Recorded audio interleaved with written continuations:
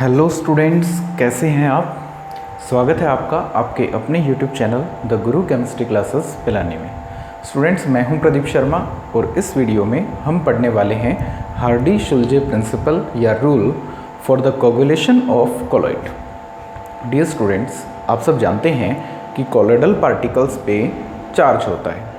किसी भी कोलॉइड में जितने भी फेज पार्टिकल हैं उन पे सिमिलर चार्ज होता है और इसी चार्ज की वजह से कोलॉइड्स स्टेबल होते हैं, क्योंकि जब सिमिलर चार्ज वाले फेज पार्टिकल्स एक दूसरे को रिपेल करते हैं तो उनका अटैचमेंट नहीं हो पाता। या यूँ कहें कि अगर कोलॉइडल पार्टिकल्स से किसी कोलॉइड में जो फेज पार्टिकल्स पे चार्ज है, अगर उस चार्ज को हम हटा दें तो पार्टिकल्स के बीच का रिपल्शन खत्म हो जाएगा और पार्टिकल्स के बीच का रिपल्शन जब खत्म होगा तो पार्टिकल एक दूसरे के साथ अटैच होंगे और अटैच होकर के वो हैवी पार्टिकल्स में सस्पेंशन के पार्टिकल्स में बदल जाएंगे और सस्पेंशन के पार्टिकल्स तो ग्रेविटेशन की वजह से नीचे डिपॉजिट हो जाएंगे और इस प्रोसेस को हम कहते हैं कोगुलेशन, फ्लोक्युलेशन या precipitation of colloidal phase particles. इस तरह से फेज और मीडियम एक दूसरे से सेपरेट हो जाता है। तो कोगुलेशन क्या है? कोगुलेशन है कोलॉइडल पार्टिकल्स, जो फेज पार्टिकल जिन्हें हम कहते हैं, उनका मीडियम से अलग होना। और ये होता कैसे है? जब आप कोलॉइडल पार्टिकल्स के चार्ज को हटा देते हैं। किसी एक कोलॉइड में या तो पार्टिकल्स पे पॉजिटिव चार्ज मिलेगा या फिर कैसा मिलेगा? नेगेटिव। और उसी चार्ज की वजह से वो पार्टिकल्स आपस में रिपेल करते हैं और कोलॉइड स्टेबल होता है। लेकिन अगर उस चार्ज को हटा दिया जाए तो कोलॉइडल पार्टिकल्स के बीच अट्रैक्शन लगेगा।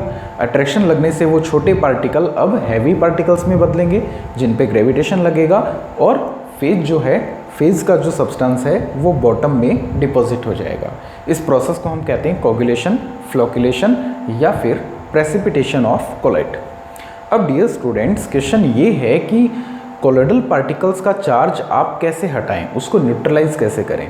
तो इसका एक तरीका, वैसे तो इसके कई तरीके हैं, उनमें से सबसे इम्पॉर्टेंट जो तरीका है वो है कि आप कोलॉइड में किसी इलेक्ट्रोलाइट को ऐड करें। इलेक्ट्रोलाइट के सॉल्यूशन को आप उसमें ऐड करें। अब डियर स्टूडेंट, आप सबको पता है इलेक्ट्रोलाइट मीन्स कोई आयनिक कंपाउंड जिसमें पॉजिटिव और नेगेटिव दोनों तरह के आयन्स होंगे, जैसे कि NaCl, KCl, ये सब इलेक्ट्रोलाइट हैं। अब सपोज दैट आपके पास कोई एक कोलॉइड है, हम हार्डी-शुल्जे प्रिंसिपल की बात करेंगे। देखिए, आपके पास मान लो एक पॉजिटिव चार्ज कोलॉइड है। कैसा कोलॉइड है? Positive charge. यहाँ पे जो पार्टिकल्स हैं कोलॉइड के, उन पे कैसा चार्ज है? पॉजिटिव। ठीक है,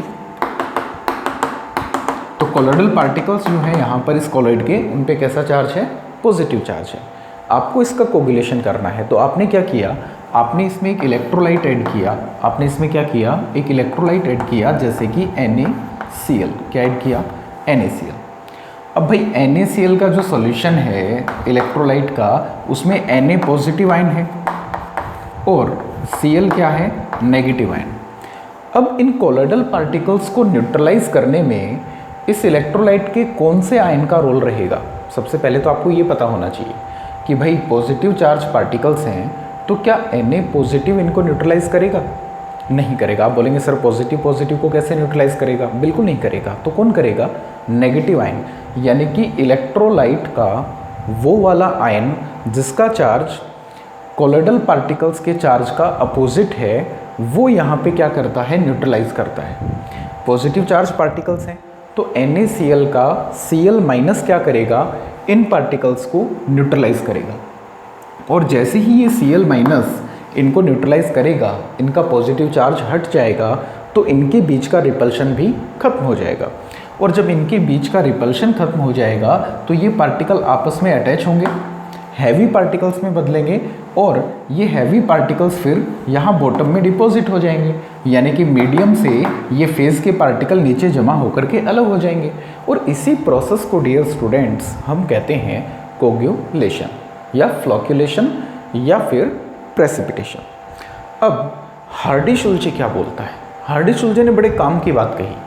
बात काफ़ी आसान है और काम की भी है। हार्डी-शुल्जे कहता है कि भाई किसी कोलॉइड में जब आप कोई इलेक्ट्रोलाइट ऐड करते हैं तो इलेक्ट्रोलाइट का जो अपोजिट चार्ज वाला आयन है, जैसे ये पॉजिटिव कोलॉइड था तो तो इसमें अपोजिट चार्ज वाला NaCl का कौन सा आयन हो गया? Cl माइनस, जिसको अपन कहते हैं कोगुलेटिंग आयन। क्या कहते हैं? Coagulating ion. कोगुलेटिंग आयन मतलब इलेक्ट्रोलाइट का वो वाला आयन जिसका चार्ज कोलोइडल पार्टिकल्स के चार्ज का कैसा है? अपोजिट है, उसको हम क्या कहते हैं? Coagulating ion. हार्डी-शुल्जे कहते हैं कि भैया ये जो कोगुलेटिंग आयन है ना, इसका चार्ज जितना ज़्यादा होगा ये उतना ही अच्छे से कोगुलेशन करेगा। अब ये तो आसान सी बात है, अगर Cl माइनस की जगह कोई ऐसा आयन होता जिस पे -2 चार्ज होता तो उसकी कम अमाउंट में ये काम हो जाता। भाई जैसे देखिए यहाँ पर जो न्यूट्रलाइजेशन का काम Cl माइनस के 2 आयन मिलकर के करें, वो अकेला SO4 - 2 का एक आयन कर सकता है। आप बोलेंगे सर कैसे? मैं बोलूँगा भाई ये प्लस के 2 चार्ज को क्या कर सकता है? ये न्यूट्रलाइज कर सकता है, जबकि Cl माइनस तो प्लस के 1 चार्ज को ही न्यूट्रलाइज करेगा ना। तो बताइए इनमें से Cl माइनस में से और SO4 - 2 में से आपको अगर किसी पॉजिटिव चार्ज कोलॉइड को न्यूट्रलाइज करवाना है तो आप Cl माइनस को यूज़ करेंगे, और दूसरे कंटेनर में ये भी एक पॉजिटिव चार्ज कोलॉइड है, सेम कोलॉइड है, सेम अमाउंट है मान लो इन दोनों की।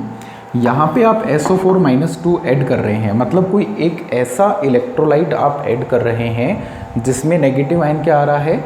SO4 - 2। सिंपल है। तो कोगुलेटिंग आयन पे ध्यान देना है। भाई ये पॉजिटिव चार्ज कोलॉइड है तो इलेक्ट्रोलाइट का कौन सा आयन आपको देखना है? नेगेटिव वाला। ठीक है, तो Cl माइनस और SO4 - 2 में कौन अच्छे से कोगुलेशन कर पाएगा? किसकी कम अमाउंट में काम चल जाएगा? तो आप बोलेंगे सर Cl माइनस की जितनी अमाउंट यहाँ पे चाहिएगी उससे आधी अमाउंट, उससे हाफ मोल जो हैं, हाफ मोल सल्फेट आयन के वो काम कर देंगे, क्योंकि इसके कंपैरिजन में इसका चार्ज कैसा है? डबल है।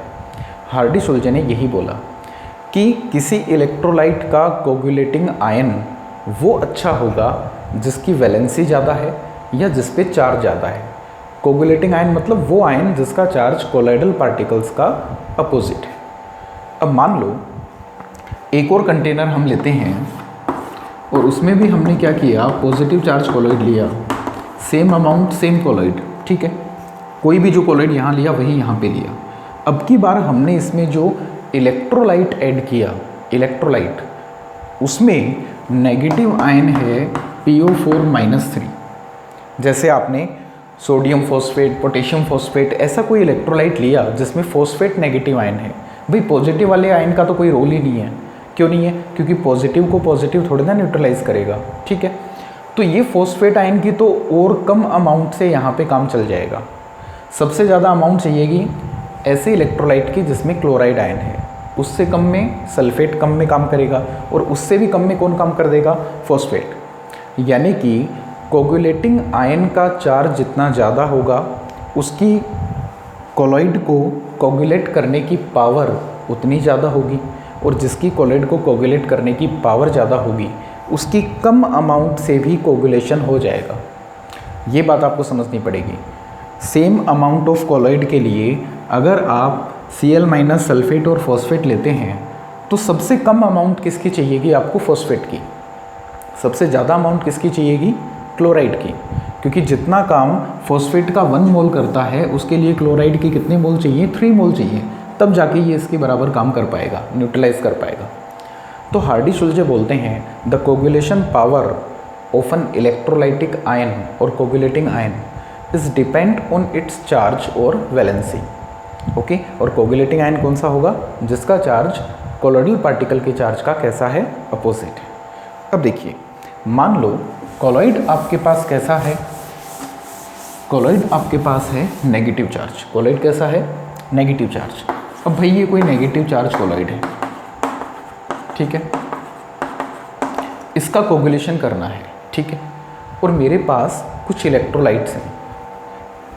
मेरे पास है NaCl, MgCl2, AlCl3, SnCl4। ठीक है, अब मैंने क्या किया? बारी बारी से इस नेगेटिव चार्ज कोलॉइड की एक फिक्स अमाउंट ली एक कंटेनर में, और मैंने 4 टाइम्स एक्सपेरिमेंट किया। कैसे? इसका कोगुलेशन करने के लिए एक बार मैंने NaCl का यूज़ किया, दूसरे एक्सपेरिमेंट में मान लो आपने या हमने MgCl2 का यूज़ किया। तीसरे एक्सपेरिमेंट में मान लो हमने AlCl3 का यूज़ किया, और फोर्थ टाइम जब हमने एक्सपेरिमेंट रिपीट किया तो हमने कोगुलेशन के लिए किसका यूज़ किया, SnCl4 का। एक बार में नहीं डाले हैं सारे, अरे भैया एक बार में सारे नहीं डाले हैं। ये क्या किया हमने, बारी बारी से एक्सपेरिमेंट किए 4 टाइम, फिर से उस अमाउंट ली कोलॉइड की। अब की बार हमने NaCl की जगह दूसरा इलेक्ट्रोलाइट यूज़ किया। आप ज़रा ये बताइए, इन चारों में से सेम अमाउंट ऑफ कोलॉइड को जब हम कोगुलेट करने के लिए यूज़ करते हैं तो सबसे ज़्यादा अमाउंट किसका चाहिएगा? सबसे ज़्यादा अमाउंट उसकी खर्च होगी जिसके कोगुलेटिंग आयन पे चार्ज कम है। सबसे कम अमाउंट में काम वहाँ चल जाएगा जिसके कोगुलेटिंग आयन का चार्ज ज़्यादा है।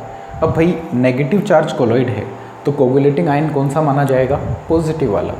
देखिए NaCl में कोगुलेटिंग आयन है Na+, यहाँ है Mg+2, यहाँ है Al+3, यहाँ है Sn+4। तो सबसे अच्छा कोगुलेटिंग आयन कौन सा, Sn+4। हार्डी-शुल्जे ने क्या बोला, coagulating power of an coagulating ion is depend on its charge.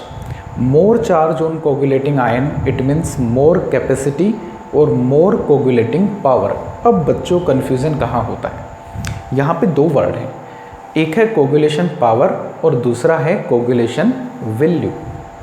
अब कोगुलेशन पावर तो क्या चीज़ है, किसी कोलॉइड को कोगुलेट करने की पावर। मतलब कोई कोगुलेटिंग आयन कितना अच्छे से किसी कोलॉइड को क्या कर पाता है, उसके पार्टिकल्स को न्यूट्रलाइज करके कोगुलेट कर पाता है। अब कोगुलेटिंग पावर तो उस आयन की ज़्यादा होगी जिसका चार्ज ज़्यादा है। ऐसा किसने बोला, हार्डी-शुल्जे ने बोला। क्या बोला कि भाई जिस कोगुलेटिंग आयन पे चार्ज ज़्यादा है उसकी कोगुलेटिंग पावर, उसकी कोगुलेट करने की पावर ज़्यादा है, और जिसकी पावर ज़्यादा है उसकी अमाउंट कम खर्च होती है। भाई एक पावरफुल इंसान जो है वो ज़्यादा काम जो है वो जल्दी कर पाएगा। अगर पावरफुल लोग हैं तो कम लोगों की ज़रूरत पड़ेगी, वीक लोग हैं तो ज़्यादा लोगों की ज़रूरत पड़ेगी। किसी भी पर्टिकुलर वर्क को करने के लिए मान लो किसी पर्टिकुलर कोलॉइड की फ़िक्स अमाउंट का कोगुलेशन करना है। अब हमारे पास कई तरह के कोगुलेटिंग आयन वाले इलेक्ट्रोलाइट हैं। एक वो हैं जिनकी कोगुलेटिंग पावर कम है, दूसरे वो हैं जिनकी कोगुलेटिंग पावर ज़्यादा है। पावर कम मतलब उनके आयन पे चार्ज कम है, पावर ज़्यादा मतलब उनके आयन पे चार्ज ज़्यादा है। तो अमाउंट किसकी ज़्यादा खर्च होगी, जिसके ऊपर चार्ज कम है, जिसकी कोगुलेशन पावर कम है, उसकी ज़्यादा अमाउंट लगेगी तब वो उसका कोगुलेशन कर पाएगा फिक्स अमाउंट ऑफ कोलॉइड का। और जिसकी कोगुलेशन पावर ज़्यादा है उसकी कम अमाउंट में भी कोगुलेशन हो जाएगा। तो डियर स्टूडेंट, ये जो अमाउंट यूज़ होती है किसी इलेक्ट्रोलाइट के सॉल्यूशन की, किसी पर्टिकुलर कोलॉइड की फ़िक्स अमाउंट का कोगुलेशन करने के लिए जो अलग अलग इलेक्ट्रोलाइट्स की जो अमाउंट यूज़ होती है उसको कहते हैं कोगुलेशन वैल्यू। अब आप अच्छे से समझ गए होंगे, जिसकी कोगुलेशन पावर ज़्यादा होती है उसकी अमाउंट कम खर्च होगी, यानी कि उसकी कोगुलेशन वैल्यू कम होगी। कोई आपसे बोले कि भैया इनमें कोगुलेशन पावर किसकी ज़्यादा है, आप बोलोगे Sn+4, more charge more capacity of coagulation. आप बोलेंगे कोगुलेशन वैल्यू सबसे कम किसकी है, तो आपका आंसर आएगा Sn+4। क्यों? क्योंकि इसकी कम अमाउंट में भी किसी कोलॉइड की फ़िक्स अमाउंट का कोगुलेशन हो जाएगा। तो कोगुलेशन पावर डिपेंड करता है चार्ज पे, और कोगुलेशन वैल्यू उसका बिल्कुल अपोजिट होता है। कई बार इनका ऑर्डर पूछ लेते हैं, नीट जेईई जैसे एग्जाम में भी पूछ लेते हैं, बोर्ड में भी कई बार आया है।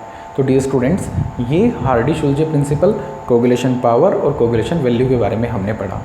अगले वीडियो में हम पढ़ेंगे gold number and protection of colloid. अगर चैनल को सब्सक्राइब नहीं किया तो ज़रूर कर लें, बेल आइकन दबा लें, शेयर करें, और कोई दिक्कत आती है कमेंट करके पूछें, मैं डेफिनेटली आपको रिस्पॉन्स दूंगा। जो भी आपके क्वेश्चंस होंगे, डाउट्स होंगे, उसको मैं सॉल्व करूंगा। Okay students, thank you for watching, thank you very much.